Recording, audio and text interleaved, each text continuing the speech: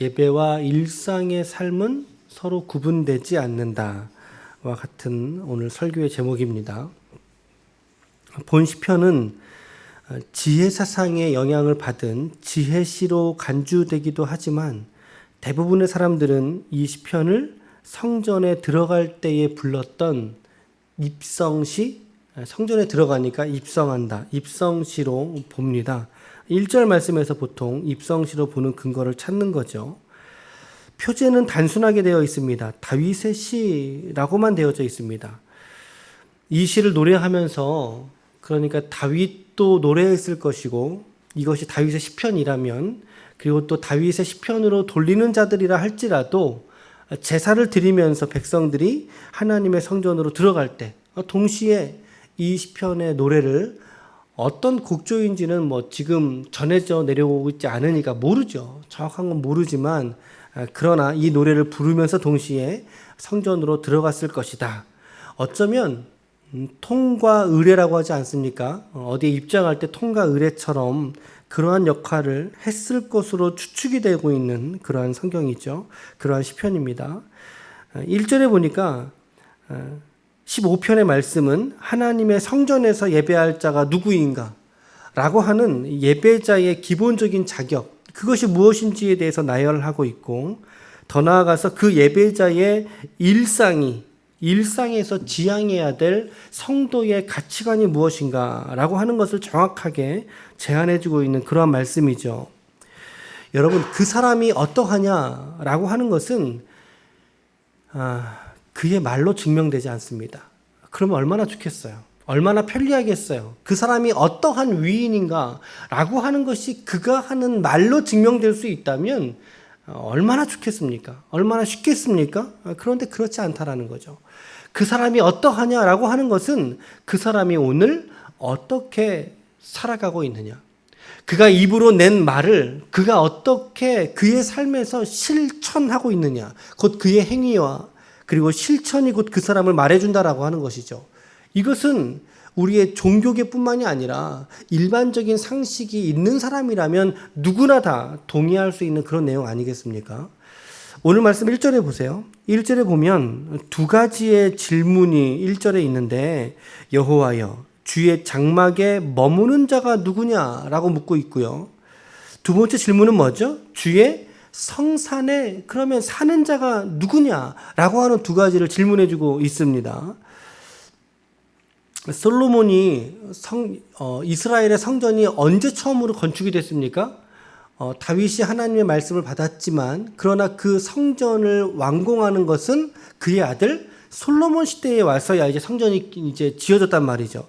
그러니까 이제 그 이전까지의 제사에서 사람들은 성전은 어떻게 세워져 있는 거예요? 그렇죠. 장막으로. 그렇죠. 장막의 개념이었다는 거죠. 그런데 오늘 말씀에 보니까 그 장막에 거하는 자, 이 장막은 뭐겠어요? 그러니까 하나님의 성전인 거죠. 그 당시에 하나님께 번제와 각종의 제사가 드려지는 그러한 그 성전에서 머무를 수 있는 자, 머문다라는 표현은요, 잠시 있다가 어떠한 기능과 역할을 감당하고서는 그곳을 나와야 되는 걸 말하는 거죠. 머문다는 표현은 잠시라고 하는 의미가 있다는 거죠. 그러니까 성전에서는 잠시 머물면서 하나님을 예배하고 제사드리고, 제사의 목적이 이루어진 이후에 그 사람은 다시 그의 삶의 자리로 돌아가야만 된다는 것입니다. 그가 살고 있는 곳으로 돌아가야 된다는 거예요. 이건 너무나 자명한 일이죠. 두 번째 보니까 성산에 뭐 하는 자? 사는 자가 누구냐? 이렇게 묻고 있어요. 하나님의 장막, 성전에 머무는 자가 누구냐라고 묻고 있고, 두 번째로는 그러면 성산에 사는 자가 누구냐라는 거예요. 여기서 성산은 뭘까요? 거룩한 산, 예루살렘을 의미하거든요. 예루살렘, 일반적으로 의미를 해요. 그러니까 여러분, 예루살렘은 어떤 곳입니까? 예배를 드리는, 제사를 드리는 장소로 쓰여지기도 하겠지만, 그러나 그러니까 성전이 있기도 하겠지만, 그러나 예루살렘이라고 하는 것은 하나님의 성도들이 그들의 일상과 삶을 살아내는 그러한 삶의 공간을 말한다는 것이죠. 그러니까 성전, 장막은 예배드리는 처소를 말하는 것이고 성산은 그 이스라엘의 백성들이 하나님께 제사를 드린 백성들이 살아가야 되는 그러한 삶의 공간을 말하는 것. 그것이 바로 성산이라고 하는 의미에 담겨져 있는 메시지입니다. 그러니까 우리는 1절의 말씀을 통해서 우리가 깨닫기는 시인이 먼저는 하나님의 성전에서 예배하는 자의 조건과 더불어서 첫 번째 예배를 제사를 드릴 수 있는 요건이 무엇인가 묻는 동시에 예루살렘이라고 하는 두 번째 예루살렘이라고 하는 성도들의 일상의 공간에서 정녕 하나님의 백성은 어떻게 살아가야 될 것인가 이 두 가지의 의미를 1절에서 함축하고 있다. 그러니까 하나님은 너무나 신기하게도 예배드리는 자의 조건과 그리고 일상의 삶을 살아내는 성도들이 가져야 될 그 신앙적 가치들 이 두 가지를 서로 분별하고 있지 않다는 거죠. 나누고 있지 않다는 거죠. 하나님께 예배하는 자나 그리고 하나님께 예배드리는 자가 살아가는 삶의 공간이나 동일한 조건을 가지고 있어야 된다. 동일한 성품을 요구하고 있다. 동일한 거룩함을 요구하고 있다. 하나님의 성도는 그의 삶에서나 예배에서 동일한 수준의 도덕적, 사회적, 관계적 가치들을 하나님이 요구하고 계신다라고 하는 것을 우리가 생각해 볼 수 있다는 것입니다. 자, 그러면 그것이 무엇일까냐는 거죠. 2절부터 5절 중반까지 언급하고 있는 조건들이거든요. 같이 한번 읽어볼게요. 2절부터 5절 중반 시작. 정직하게 행하며 공의를 실천하며 그의 마음에 진실을 말하며 그의 혀로 남을 허물하지 아니하고 그의 이웃에게 악을 행치 아니하며 그의 이웃을 비방하지 아니하며 그의 눈은 망령된 자를 멸시하며 여호와를 두려워하는 자들을 존대하며 그의 마음에 서원한 것은 해로울지라도 변하지 아니하며 이자를 받으려고 돈을 구워주지 아니하며 뇌물을 받고 무죄한 자를 해하지 아니하는 자이니까지 우리가 읽었습니다. 자, 우리가 읽은 이 세 절 반의 말씀에서 하나님이 찾으시는 예배자 그리고 일상을 살아내는 성도들의 삶에 무엇이 요구되고 있죠? 몇 가지가 요구되고 있는지 한번 찾아보세요. 몇 가지가 요구되고 있나요? 이게 뭐 동그라미를 치시든 한번 숫자를 헤아려 보세요. 시간이 걸릴 테니까 10가지입니다. 10가지가 요구되고 있습니다. 나중에 여러분들이 한 번 더 이 말씀들을 찾아서 한 번 더 읽어보시길 바랍니다. 4절에서 말하고 있는 망령된 자를 멸시하며 여호와를 두려워하는 자들을 존대한다. 이것은 두 가지가 아니라 문법적으로 하나로 보게 되거든요. 하나로 보거든요. 그래서 10가지로 우리가 이 본문에서 발견할 수 있어요. 10가지를 한번 좀 보실까요? 짧게 볼게요. 2절에 보면 정직 그리고 공의 그리고 진실을 말하는 자 이 세 가지를 찾을 수 있겠죠? 하나님이 찾으시는 삶이. 여러분 공의라는 게 뭐죠? 공의라고 하는 것은 개인의 이익보다 공공의 이익과 공공의 선을 추구하는 것입니다. 약자들을 향한 배려가 나의 손해를 조금 감수할지라도 약자들을 더 보호하는 그러한 삶의 양태를 우리는 공의라고 말할 수 있겠다. 공의. 그리고 진실을 말하는 자 뭐겠어요? 속으로 거짓으로 치우쳐서 두 가지를 말하지 않는다는 거죠. 겉으로는 되게 미워해요. 겉으로는 되게 사랑한다 그래요. 근데 속으로는 미워하고 있어요. 이거는 진실하지 못한 거죠. 겉과 속이 다른 그런 것을 말하는 거겠죠. 3절 말씀해 보세요. 3절에 보면 남의 허물을 말하지 않고 이웃에게 악을 행하지 않고 이웃을 비방하지 않는 자 말하고 있어요. 허물을 말하지 않는다. 이것은 세 번역에 보니까 혀를 놀려서 남의 허물을 들추지 않는 사람이라고 번역을 했어요. 남의 허물을 들추지 않는 자. 이게 허물을 말하지 않는 거고 악을 행하지 않는 자. 그렇죠. 이웃을 비방하지 않는 자. 이게 우리는 이제 흔히 비방이나 허물을 말하지 않는 거나 말하는 거나 좀 비슷한 개념으로 생각할 수 있잖아요, 우리는. 근데 이 번역은 조금 다른데요. 비방이라는 말을 세 번역에서 이렇게 번역했어요. 이웃을 모욕하지 않는 사람이라고 번역했고, 그러니까 이제 허물을 들추지 않는 것과 비방은 유사하지만 좀 차이점이 있어요. 비방이라는 것이 더 적극적인 거예요. 훨씬 더 적극적으로 이웃에게 모욕을 주려고 하는 목적을 가지고 이렇게 입을 낼 때, 그런 의도를 갖고 있을 때 그것을 비방이라고 말한다는 거죠. 그렇게 살지 말라는 것입니다. 우리에게도 주의하여 볼 점들이 많이 있죠. 남의 허물 말하기를 좋아하는 거. 여러분, 남을 비방하다 보면요, 우리는 참 죄인들이기 때문에 마음에 막 스트레스가 풀리는 그러한 것들도 있지 않습니까? 누군가를 막 미워하는 사람 막 말해요. 그럼 우리 마음속이 뭔가 좀 개운해진 것 같은, 하지만 우리의 자신의 속사람은 여전히 더러운 채로 남아있는 거죠. 그렇게 살지 말라 이거죠. 4절에 보면 여호와를 두려워하는 자를 존대하며 이렇게 돼 있어요. 하나님께 서원한 것이 결코 변하지 말라. 반드시 지켜라. 여호와를 두려워한다라고 하는 개념이 나오는데, 여기서 두려워한다라는 단어가 바로 하나님을 경외한다는 뜻입니다. 경외한다는 단어예요. 그러니까 여호와를 두려워하는 자라는 말은 하나님을 경외하는 그러한 신실한 믿음의 지체들을 우리가 볼 때는 어떻게 하라는 거예요? 어떻게 하라고요? 존대해라. 존대해라. 이 말은 존댓말을 쓰라는 말이 아닙니다. 존댓말을 쓰라는 의미가 아니라 새 번역에서, 바른 성경에서 존경해라 이렇게 말하고 있어요. 존경해야 된다라고 번역을 하고 있어요. 하나님을 경외하는 자들은 서로가 서로를 존경할 줄 아는 시선이 있어야 되겠다. 그렇죠? 존경할 수 있는 신앙의 관계여야 한다라는 것입니다. 여러분, 교회 안에서 이 존경이라고 하는 것이 상당히 저는 중요한 것으로 저는 깨닫게 됩니다. 목회자가 성도들 존경할 줄 알아야 돼요.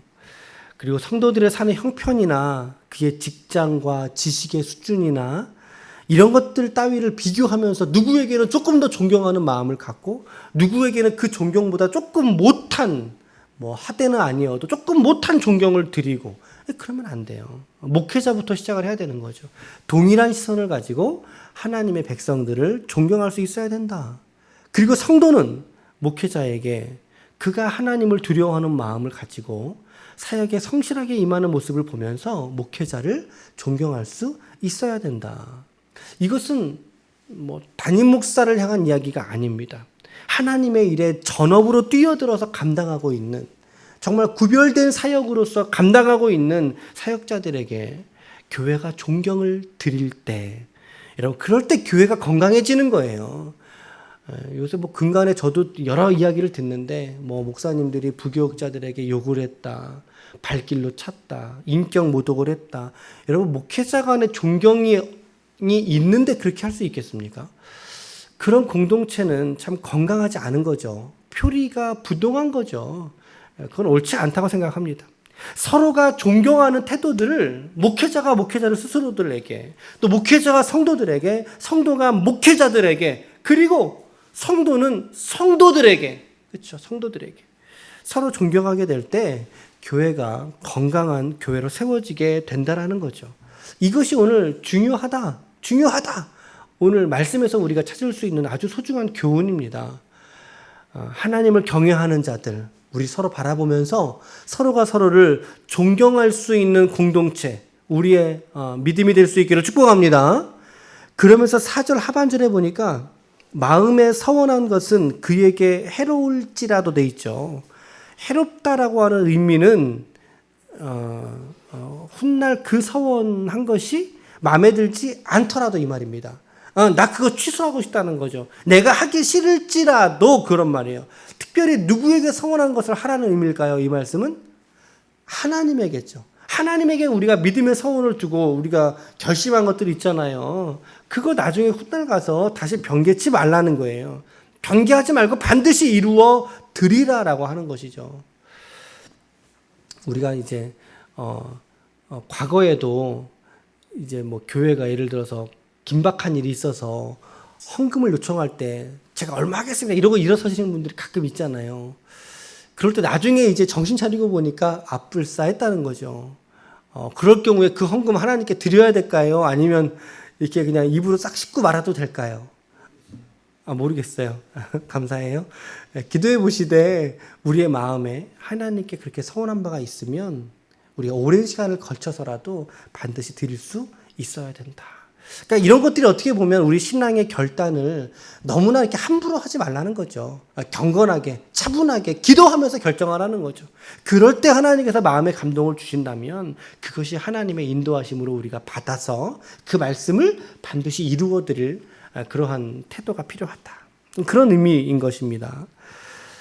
그 다음에 5절에 보니까 이제 9제가 나와요. 5절에 9제로 돈 구워주지 말라고 하고 있네요. 돈 구워주지 말라. 근데 이게 단순히 돈 구워주지 말라는 걸 말하나요? 그렇지 않아요. 단서가 붙었죠. 조건이 붙었어요. 어떤 조건이 붙었어요? 이자를 받으려고 돈을 구워주지 말라는 거죠. 네. 여러분, 돈을 꾸는 사람들은 어떤 사람들이겠어요? 돈이 많은 사람이 꿀까요? 아니면 돈이 없는 사람이 꿀까요? 그렇죠.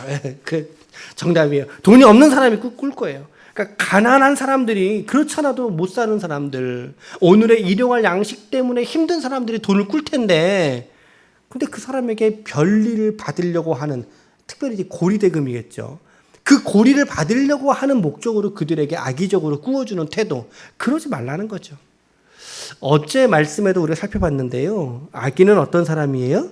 가난한 사람의 계획을 부끄럽게 하는 사람이다. 이제 우리가 봤었죠. 그 말씀들이 이런 구조라고 이제 일맥상통하는 거예요. 가난한 자들의 계획이 뭐겠어요? 지금의 가난에서 잠시라도 벗어나 보는 거. 그러기 위해서 몸부림치는 사람들에게 고리를 위하여 그들에게 이렇게 악의적으로 돈을 꾸는 태도들, 그거 그들을 부끄럽게 하는 짓이라는 거죠. 그렇게 하지 말라는 거예요.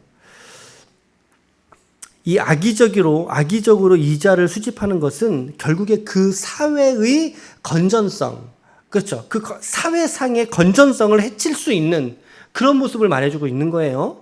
그리고 이제 마지막으로 뇌물을 받아서 무죄한 자를 해하지 말라. 이거 사회에서 본다면 오늘날 무슨 죄죠, 이게? 이 무슨 죄일까요? 무고죄입니다. 무고죄. 5절 말씀을 우리가 잘 보면 그러니까 사회적인 악한 행동에 동참하지 말라는 거죠. 5절은 상당히 건전한 사회상과 위배되는 내용들을 하지 말라라고 말하고 있는 거예요. 5절 말씀은. 이렇게 하면 이제 10가지가 정리가 됩니다. 10가지로 정리가 돼요. 제가 한번 이렇게 다시 말씀드려 볼게요. 정직, 공의, 진실, 허물을 찾지 않고, 악행하지 않고, 비방하지 않고, 존경하고, 그렇죠? 서운한 거 변하지 않고, 돈을 구워주지 않고 악의적으로, 그리고 무고한 자를 해하지 않고입니다. 10가지. 10가지니까 우리는 얼른 뭐가 생각나요? 십계명 생각나죠? 그래서 이 말씀을 성전 입장의 십계명이다라고 일반적으로 칭하고 있는 내용들입니다. 자, 이렇게 10가지로 그의 생애가 정리가 될 때에 하나님이 약속해 주신 게 있다. 그렇죠? 약속해 주신 게 있어요. 그게 5절 하반절이에요. 이런 일을 행하는 자는 시작 영원히 흔들리지 아니하리라. 영원히 흔들리지 아니하리라. 자, 여러분 지금 15편 보고 있죠? 13편의 4절 읽어볼까요? 13편의 4절 시작. 두렵건대 나의 원수가 이르기를 내가 그를 이겼다 할까 하오며 내가 흔들릴 때에 나의 대적들이 기뻐할까 하나이다. 흔들린다. 동그라미 쳐놓으시고요. 14편의 5절 보실게요. 5절에 시작. 그러나 거기서 그들은 두려워하였으니 하나님이 의인의 세대에 계심이로다. 주의해서 보시고요. 15편의 5절 하반절에 시작. 이는 이런 일을 행하는 자는 영원히 흔들리지 아니하리라. 흔들리지 아니한다는 표현. 그러니까 13편은 뭐예요? 흔들린다는 거예요. 악인들이 기뻐할까봐 주님 내가 흔들린다는 표현이고, 14편에서는 여호와께서 그런 하나님의 백성에게 어떻게 하신다? 함께 계신다. 그의 세대와 함께 계신다라고 말하는 것이고, 그리고 15편에서 시인은 이제는 내가 흔들리지 않는다. 흔들리지 않은 굳은 믿음 위에 내가 서 있다라고 고백하고 있다라는 거죠. 자, 흔들리는 자가 하나님과 함께 계심으로 말미암아, 그 하나님으로 말미암아 내가 이제는 더 이상 흔들리지 아니한다라는 것입니다. 13편, 14편, 15편이 이러한 함축적인 의미를 가지고 서로 연결이 되어져 있는 시편으로 이제 묵상을 하기도 한다는 것입니다. 여러분, 그러기에 성도들은 자기의 삶이 흔들릴지라도 하나님께서 오늘 나와 임마누엘로 함께 하신다는 확신을 놓쳐서는 안 된다는 것이죠. 여러분들의 이 삶이 좀 흔들릴 수 있어요. 우리가 재정적인 문제든 건강, 관계의 문제든 흔들릴 수 있어요. 흔들릴 수 있어요. 그러나 그러한 흔들리는 삶 속에서도 누가 우리와 함께 하신다고요? 하나님께서 여러분과 저와 함께 하신 줄로 믿습니다. 더 나아가 그러한 자신의 삶의 일상에서 하나님의 자녀로서의 거룩함을 담아내게 될 때, 오늘 10가지의 이 성전 입성의 10가지의 십계명 봤지요? 이것은 결코 성전에서만 가져야 될 태도가 아니라 그랬습니다. 그 태도를 가지고 우리의 일상을 살아내게 될 때, 그럴 때 우리는 견고하게 흔들리지 아니하는 정말 반석과 같은 믿음 위에 우리 모두가 서게 될 줄로 믿습니다. 오늘 여러분들의 삶에서도 이 15편에서 말씀하고 있는 10가지의 삶의 태도들, 이 믿음과 신앙의 태도, 오늘 우리가 잊지 않고 살아가야 할 것입니다. 창세기에 보면 3장에 아담과 그 제물을 받으셨던 그 하나님께서 오늘 우리 지체들이 드리는 모든 이 제단의 예배를 하나님께서 기뻐하시는 예배요. 더 나아가서 여러분들의 삶의 일상을 하나님께서 더욱 기뻐하시는 삶의 예배로 이 두 가지는 구분되지 않습니다. 동일한 조건과 동일한 실천 속에서 하나님께 여러분들의 전 삶의 존재를 예배하는 삶으로, 거룩하게 구별된 삶으로 드릴 수 있기를 축복합니다. 그리고 우리의 삶에서도 이러한 믿음의 증거가 성품으로 드러나야 됩니다, 여러분. 나의 성품에서, 그 나의 생각과 가치관에서 우리의 믿음이 이처럼 빛으로 드러날 수 있는 하나님의 거룩한 종들이 다 되시기를 예수님의 이름으로 간절히 축원합니다. 아멘.